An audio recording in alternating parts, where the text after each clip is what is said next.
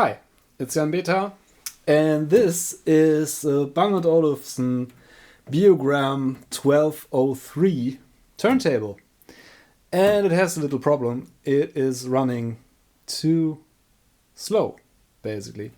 So, yeah, let's check it out and see if we can do anything about it.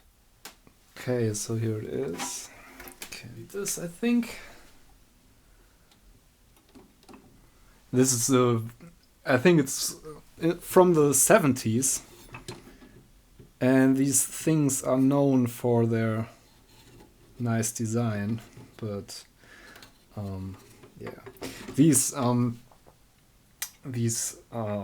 pickup systems are really expensive, and I think they are no longer in production. Only don't know if is a company who still makes replacement stuff for this. Haven't checked yet. This is still good, or so I was told. Repairing this for a co-worker. The platter. Nice. It has some weight to it, but I've seen better. And I immediately see the first problem, which is this belt is really wobbly. So that's 1970s and hasn't been replaced probably. So I'm going to replace the belt and see if that helps. And as it so happens, I already have a replacement belt, which is a round belt. It's not very common these days, I think. I don't know if it has any advantages over the flat belts that are common with more modern turntables and not B&O Olufsen ones. I think they always wanted to make something special, which they did, but not always. It wasn't always the best thing to do, I think. Oh, this is the transport safety thing here, I guess. So this is still a bit. I think they have to be loose. You have to loosen them all the way so they don't wobble around there. So this is our old belt. This is the new one. Yeah, it has more tension to it. This is pretty flimsy, the whole thing here. And I already feel that it has more tension there. Yeah, I would guess that was the main problem here. So I have loosened this so the spring flexible suspension, it even says here. That's good for my vocabulary. The flexible suspension for the whole platter here only works if you turn these screws all the way to the left, which I did. And let's put the platter back on. I think it's just a matter of, yes. Let's plug it in and see if it works at all. Putting a test record on there, it's a scratchy thing, so it should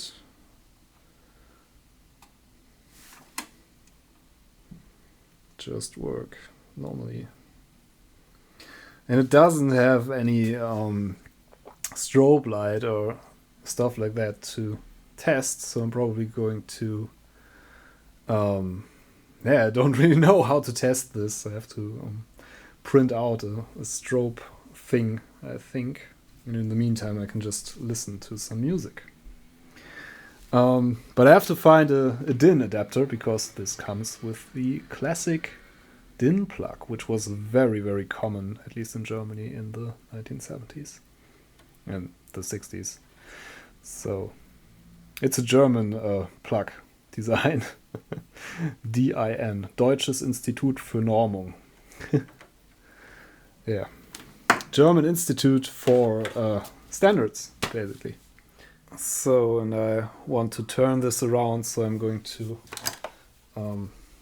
re-screw the transport screws here. And I want to lubricate it a bit. And yeah, otherwise I guess it's fine. This is quite neat because you can choose the size of the record, I guess. And yeah, so mechanical stuff. So yeah, let's have a look inside. I'm going to do this by putting this back on. Turn it around carefully. Here's our Beogram 1203, 10 watts, 50 hertz. Bang & Olufsen, by appointment to the Royal Danish Court. They're actually, oh yeah, and they were made in Denmark back then, which is probably quite rare. I don't know if Bang & Olufsen still makes their stuff. They are still in business, I know that, but I don't know if they're still producing their hi-fi stuff in Denmark. So let's open this up and see what's inside.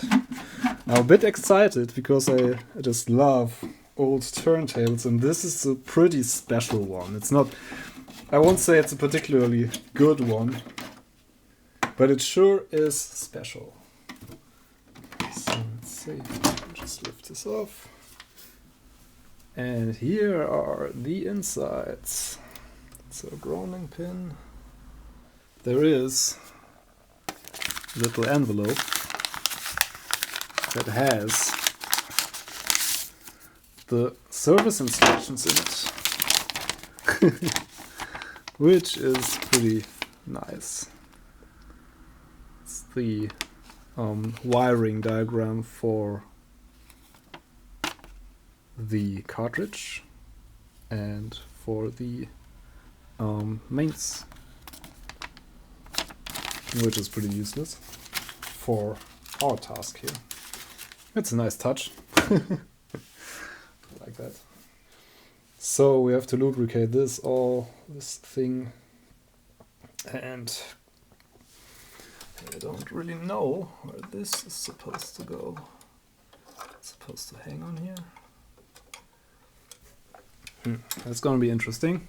So let's investigate. So I'm going to put some silicone grease on here at the very least.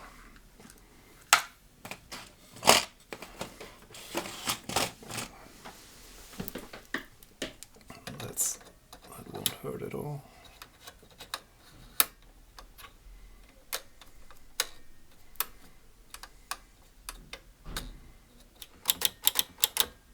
This is moving. This is also moving. Down there is our motor here, and can't really show you because it's too dark. But I'm gonna spray some silicone in there to lubricate it, and hopefully that works. And I'm also going to put some silicone here, I think. So maybe it will work its way down. Hopefully. But also in here. So this should give it some lubrication at least. Maybe that's enough even. Let's close it up and see. We have to glue this back on the little lift button. I have to glue that back on. But that's not a big problem. I think the bigger problem was that it wasn't running at the right speed. So let's see if it does now. Starts spinning.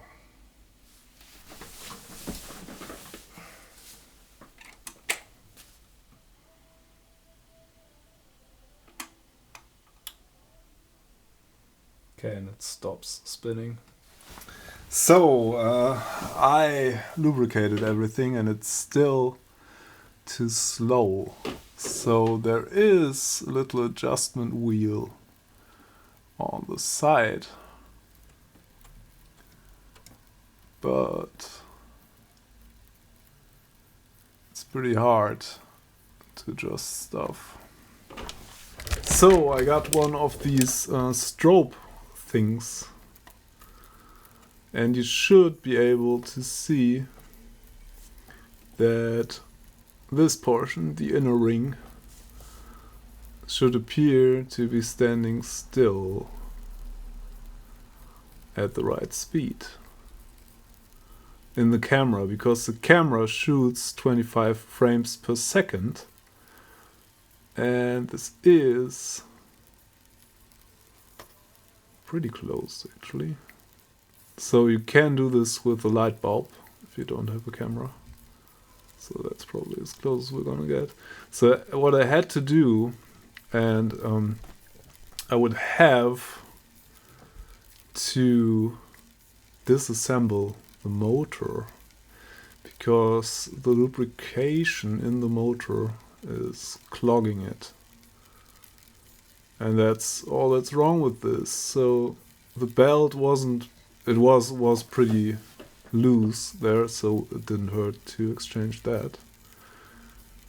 But as you can see, we can still not get the right speed. It's pretty close, but it's not. So the motor, sprayed some oil into the motor basically. So I'm actually listening with my without amplification now, so you can hear, of course you can hear the sound coming from the record. And I compared it with an MP3 of this record, which is Roxette.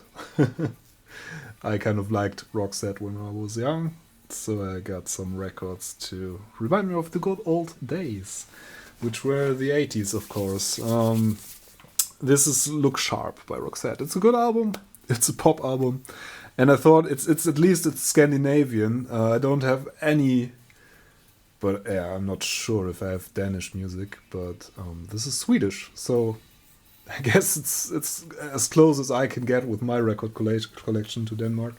I am closer to Denmark, living in the north of Germany, than Sweden is to Denmark, I guess. So, yeah.